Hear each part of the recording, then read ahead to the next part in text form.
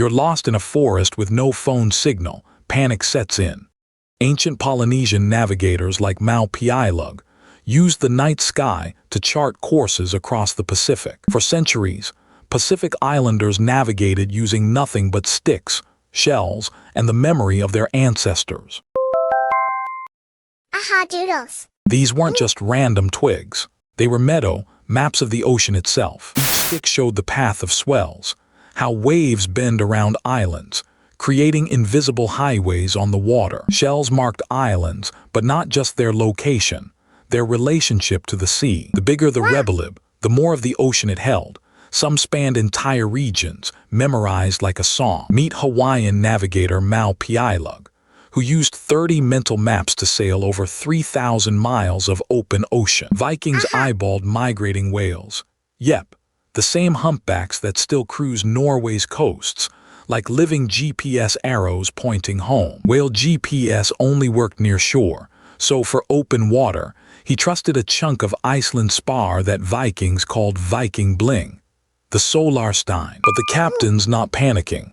He pulls a small, milky crystal from his pocket, almost like a piece of ice that never melts. It's a sunstone, a special crystal the Vikings used to detect polarized light, like an ancient navigation app. The Vikings used these sunstones to navigate, and one famous type, Icelandic spar, is super effective at polarizing light. The crystal's called Icelandic spar. It bends light in two directions, so when you rotate it, the sky splits into a bright half and a dark half. The brighter side points straight at the sun, even when it's hiding, even when you're 500 miles from land. And somehow that worked.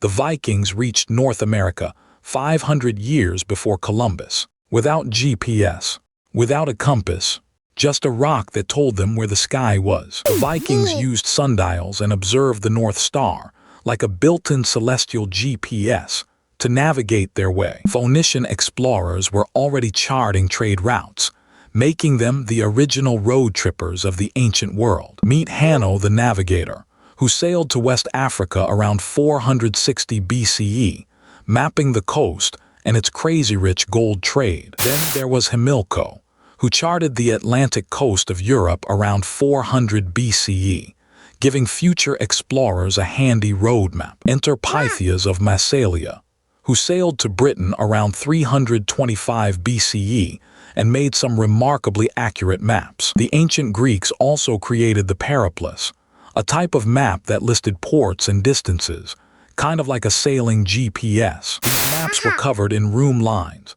straight lines that showed the exact direction to sail between 2 points. These maps also featured a neat trick called a kaartje, like a fancy label with the mapmaker's name and a fun decorative flair. Sailors could draw a line from their current port to their destination, follow the compass bearing, and voila, no more getting lost at sea. By 1420, Prince Henry's school at Sagres had turned those compass lines into the world's first crowd-sourced ways.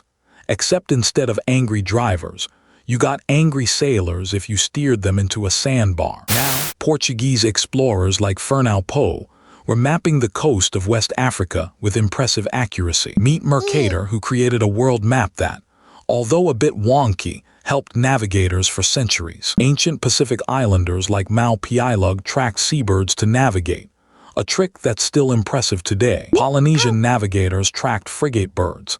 They are basically the ocean's GPS with feathers. These birds, they never land on water. Frigate birds also helped ancient Hawaiians find tiny islands in a huge ocean, like finding a coffee shop in a new city. Columbus, oh, he used this trick too. In 1492, his crew was ready to mutiny until they spotted birds. 2 days later, Bahamas, Columbus's birds weren't just winging it.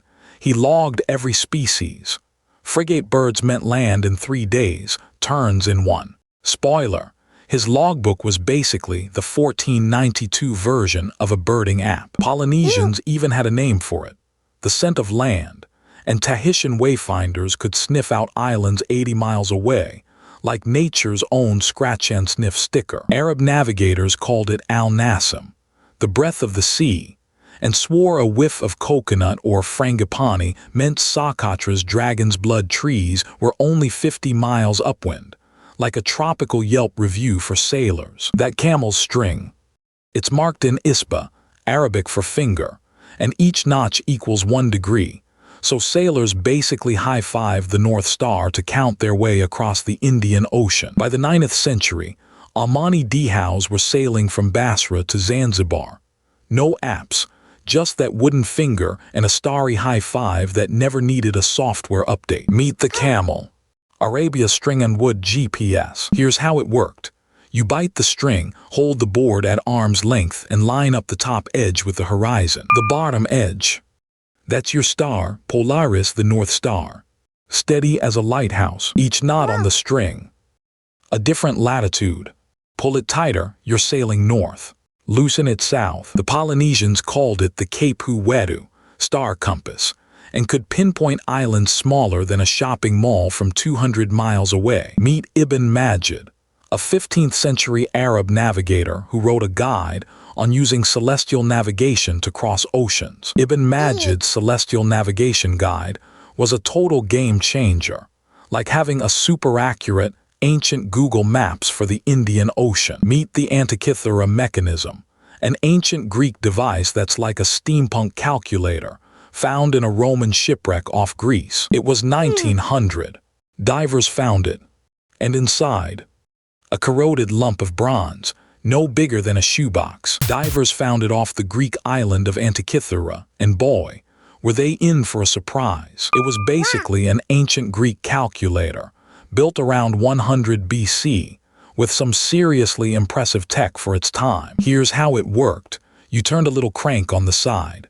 Gears inside spun, 30 of them all hand-cut. The gears were connected to a circular plate with markings, kinda like the dials on your grandma's old clock radio. And yeah, it was accurate, like NASA-level accurate, for 100 BCE. Then came Eratosthenes, a Greek genius who actually measured the Earth's circumference pretty darn accurately. Then cartographer Gerardus Mercator came up with a game-changing map that sailors could actually use while at sea.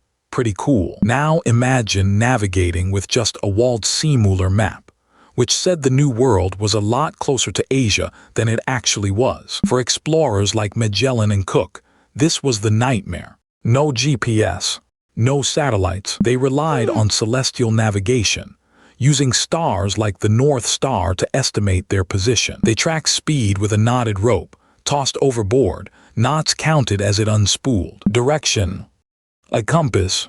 Time, a sangeless.